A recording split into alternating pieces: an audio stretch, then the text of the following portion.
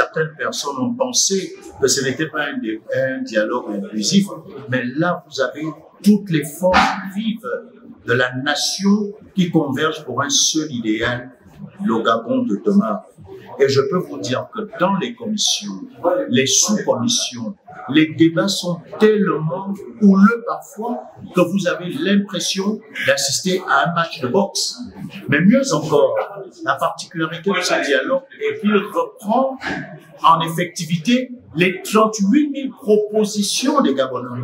Ça, il faut que nous le comprenions. Ce sont les 38 000 et quelques propositions des Gabonais qui sont le socle, la base de travail des délégués lors de ce dialogue. Donc, ce n'est plus une seule affaire de Bertrand Zibi Abégué qui viendrait faire une proposition, mais ce sont les 38 000 propositions des Gabonais qui ont été sectoriées et qui sont débattues, mais vraiment avec la plus grande des passions.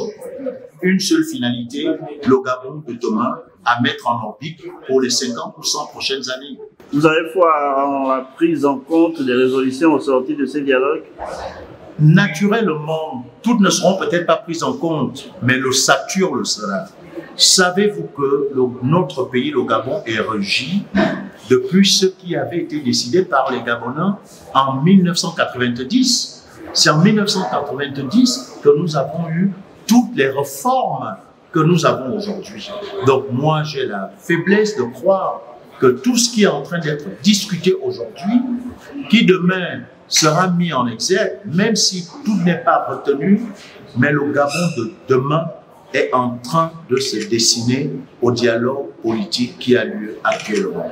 On aura la limitation des mandats ou bien le mandat de 7 ans mené à 5 ans?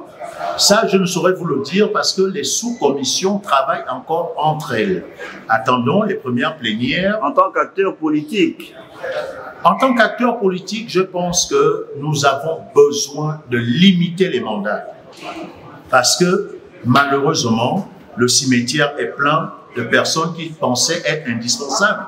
Donc, tout le monde doit concourir à l'avènement de notre pays. Nul n'est indispensable. Le président Barack Obama, lors de sa tournée africaine, à l'étape du Ghana, déclarait « L'Afrique n'a pas besoin d'hommes forts, mais l'Afrique a besoin d'institutions fortes. » Dixit Barack Obama. Donc ça voudrait dire quoi? Ça voudrait dire que nous allons avoir un chef de l'État qui doit être en harmonie parfaite avec sa population. Et là, il fera de miracles. Mais si vous avez un chef de l'État qui vit reclus dans un palais, qui n'est pas au courant de ce qui se passe au milieu des siens, ce n'est pas un chef de l'État. Donc, des institutions fortes, incarnées par des hommes forts, mais surtout des hommes patriotiques. Bertrand Zibi, merci. C'est moi qui vous dis un grand merci. Que Dieu vous bénisse. Merci.